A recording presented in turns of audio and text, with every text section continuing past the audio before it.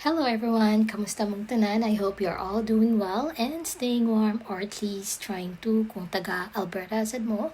And if you happen to stumble onto this vlog po during winter. So welcome back to Maple Country Stories. I'm Queenie and I used to be an international student here in Canada, and now we're already a step closer to our permanent residency. So in this episode, this is super special because we are sharing the story of how we got approved under the Alberta Opportunity Stream, or AOS, which is a huge milestone for us as temporary residents. If you're on a work permit or thinking about applying under AOS, I hope this gives you the hope, the clarity, and the courage to keep going. So let's start with the basics. So if you are wondering what AOS means or for who it's for, here's a quick breakdown. So the Alberta Opportunity Stream is for temporary foreign workers who are already working full-time in Alberta and have a full-time job offer from an Alberta employer in an eligible occupation. This stream provides a pathway for permanent residency by allowing these workers to apply for a provincial nomination through the Alberta Advantage Immigration Program. Now, let me show you the key eligibility criteria of AOS, and I will also explain later how I met those next. Baka makatulong din sa inyo as you prepare for your own application. So for you to be eligible for AOS, here are the key criteria for you to qualify. So first would be a valid work permit. So applicants must have a valid temporary resident status in Canada that authorizes them to work.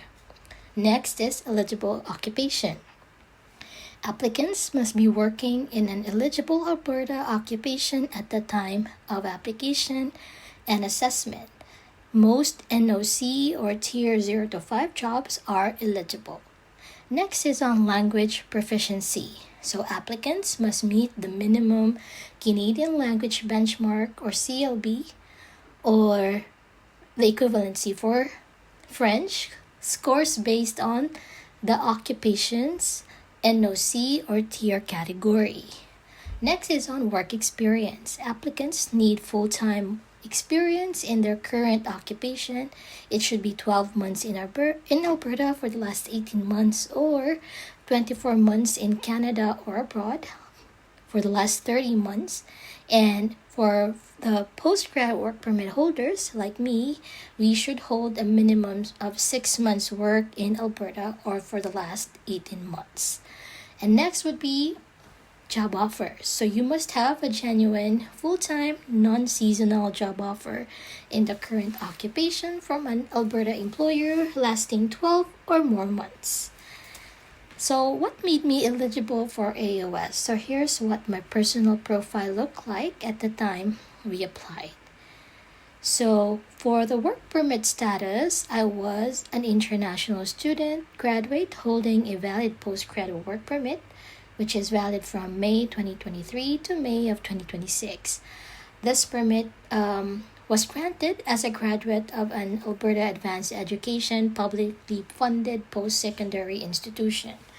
Next is for eligible occupation. I was working then as a talent acquisition consultant classified under NOC 12101 with a description of human resources and recruitment officers, and categorized under Tier 2. For the language proficiency, I had achieved an overall IELTS band score of 8.0 and was valid through August of 2024.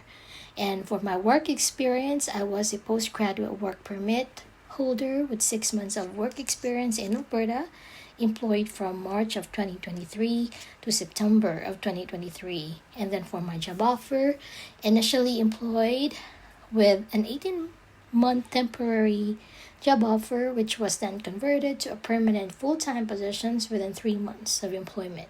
So that combination of valid status, qualified job, work experience, and English test score made me eligible to apply. So now let me walk you through the actual timeline para you can manage your expectations and maybe plan ahead. I started my full-time job in March of 2023, and that's when we started thinking about AOS seriously. As I have shared earlier, my job was a talent acquisition consultant under NOC 12101, and this falls under Tier 2 occupation and has a description of human resources and recruitment officers. Then, even before reaching the required 6 months, by June of 2023, I started initiating a draft of our AOS application and started organizing our documents kahit paunti-unti lang. It helped or really helped na I didn't scram. It really helped na I didn't cram everything last minute. So by September of 2023, when I completed 6 months of full-time work, I then requested for my employment reference letter and downloaded 6 months worth of my payslip. Then we had finalized everything. I submitted our application and paid the $500 fee. After that, we just waited. Based on a friend's experience who I worked with in the same company and we had the same position or NOC, it only took them 3 to 4 months to get the approval. However, for us, it took around 6 months and finally received our most awaited AOS provincial nomination in March of 2024. Grabe, that moment felt like the heavens opened. All the work, all the prayers were worth it. By the way, here's a copy of my AOS nomination certificate. Just wanted to show this quickly as a sample of how the AOS provincial nomination certificate looks like for your reference. Alright, so now let's dive into the documents part. I totally get that paperwork can feel really overwhelming, so I want to break down exactly what we submitted and why each document was important in our AOS application.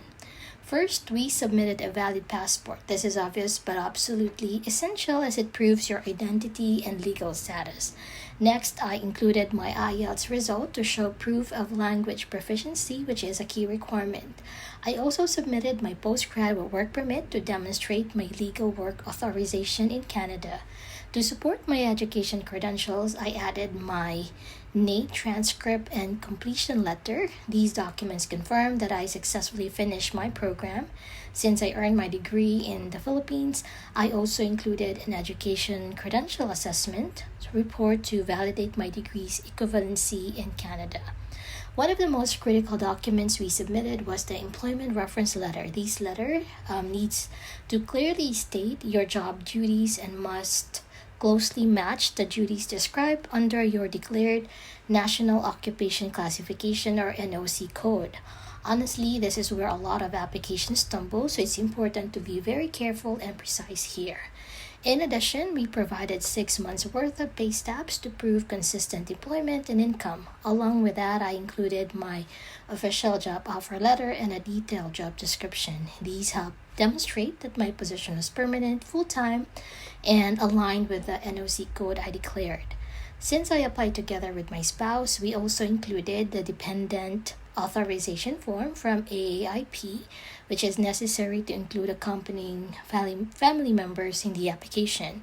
To keep everything smooth and stress-free, I organize all these documents both digitally in Google Drive and physically in printed binders. Honestly, having everything neat and accessible saves us a lot of last-minute panic and confusion.